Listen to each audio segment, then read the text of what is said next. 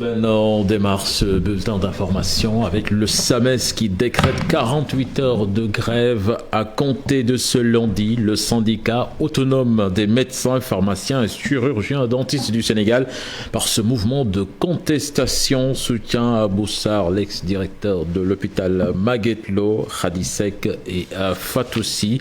Le SAMES va tenir son assemblée générale ce lundi à 10h à l'hôpital Magatte Lô de Linguère, justement. Pendant ce temps, l'Union régionale de Louga de l'Alliance des syndicats autonomes de la santé, respectueuse de la déclaration et de la décision du directoire national de l'Assas Handgusum, se démarque de la grève annoncée par un syndicat de la santé et de l'action au motif qu'il y aurait de la provocation suite à la décision de monsieur le procureur de la République d'ouvrir une information judiciaire à propos de l'incendie du service de néonatologie de l'hôpital Magatte Lô de Linguère. Convaincu de la nécessité de la manifestation de la vérité des faits au fin de situer les responsabilités pour éviter la reproduction d'un tel événement tragique au sein des établissements de santé. C'est l'essentiel de ce communiqué donc de l'Alliance des syndicats autonomes de la santé, ASAS. Justement, après la sortie du SAMES pour défendre leurs membres incriminés à propos de l'incendie à l'hôpital de Linguère, la section SUTSAS de Louga a fait une déclaration pour fustiger plutôt l'attitude des autorités sanitaires qui veulent tout mettre sur le dos de leurs collègues. C'est pourquoi ils disent qu'ils n'accepteront jamais que leurs camarades soient sacrifiés. Je vous propose de suivre les explications d'Ali Nebede, secrétaire général du SUTSAS Louga, au micro de Tiermofal. L'Union régionale de Louga s'incline respectueusement devant la mémoire des bébés disparus lors de l'incendie survenu à l'unité de néonatologie de l'hôpital Magatte Lô de Linguère. Par ailleurs, l'Union régionale de Louga s'insurge contre les sorties médiatiques de la part des autorités sanitaires à l'endroit de nos collègues incriminés. Face à cette situation dont ils ne sont guère responsables à tout égard, car pour cet accident, il n'est pas uniquement d'ordre médical, mais il interpelle au contraire toute la hiérarchie sanitaire pour manque de personnel, d'équipement et surtout vétusté du matériel. La section régionale de SUTSAS de Louga n'acceptera pas que nos camarades soient sacrifiés. Nous allons à Kayar à présent. 36 km² de terre attribués à une société pour l'exploitation du zircon. L'affaire est loin de connaître son épilogue. Les manifestations se multiplient. Kayar et Diender disent non à ce projet. Le maire de Kayar, Ali Ndoye, indique que ni le conseil municipal ni les populations n'ont été informés, que la mairie n'a jamais statué pour délibérer sur cette question. Explication dans cette correspondance signée Cheikh Anta Diop et Seyla Tire. 36 km² de terre à une entreprise dénommée AIG pour l'exploration et l'exploitation du zircon suscite beaucoup de remous à Kayar. Les populations mobilisées sont sorties en masse pour lancer un cri du cœur. À l'heure où je vous parle aujourd'hui, les richesses minières sont devenues une malédiction pour les habitants de cette zone. On s'apprête à déguerpir les populations de Kayar, comme on l'a fait à Diogo, pour prendre ces terres et les donner à des firmes étrangères qui vont exploiter le zircon. Les mal intentionnés, ce qu'ils disent n'est pas du tout vrai.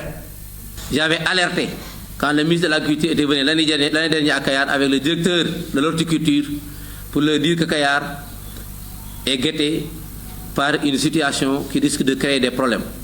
Parce qu'il y a un permis que j'ai vu attribuant à AIG une superficie de 36,9 km² qui couvrait pratiquement toute la commune de Kayar, sauf le quai de pêche, et une partie de la zone de Diender, de la commune de Diender. Et cette situation-là, il faudra trouver rapidement des solutions par rapport à ça. Le maire de Kayar est catégorique, ce projet d'exploitation du zircon ne passera pas. Nous interpellons directement le président de la République pour arrêter ce projet-là, arrêter le processus. Parce que ça ne peut pas continuer compte tenu de la défiance totale des populations de Kayar.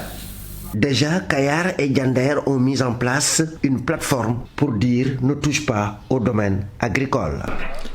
La colère des habitants d'Aloki Terre-Neuve, c'est dans le département de Kaffrine. Ils protestent contre Flex Eau qui a fait passer les frais d'adduction d'eau de 20 000 à 100 000 francs CFA sans compter les pénuries du liquide précieux en ce mois béni de Ramadan. Explication également dans cette correspondance signée Omar Ndiaye et Boubacar Falbob. Vague d'indignation contre Flex Eau continue de plus belle. Après Ngodiba dernièrement, c'est au tour des populations de Aloki Terre-Neuve, village situé dans la commune de Boulé, département de Kaffrine, de monter au créneau à travers un point de presse pour fustiger ce qu'elle appelle la confiscation de leur forage. Flex aussi nous a mis dans des conditions très infernales.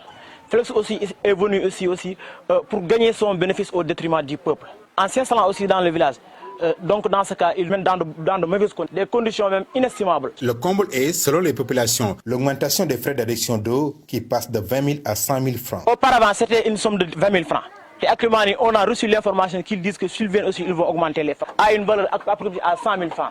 Donc ça aussi. Pour elle, ce vent des négations contre Flex Eau sera préjudiciable au président de la République. Président lépp loo xam ne def na ko ci dénk waa Flex Eau na xam ne askan wi moom moo ko fi teg te Flex Eau mu dénk askan wi moom dañ. Monsieur le président aussi doit avertir son ministre en saisissant aussi les autorités locales qui sont ici dans notre localité. Et même pas s'il y a quelque chose qui est derrière cette action ou pas. te ñun ay béykat lañu nañu Macky Sall dimbale. Nous sommes des cultivateurs que le président Macky Sall nous vienne en aide. Durant les élections, nous réalisons de très bons scores en sa faveur. S'il ne nous aide pas, nous allons le sanctionner aux prochaines échéances. Les populations de Aloki Terre-Neuve se disent décidées à ne pas payer les factures d'eau et interpellent le chef de l'État avant que le pire ne se produise.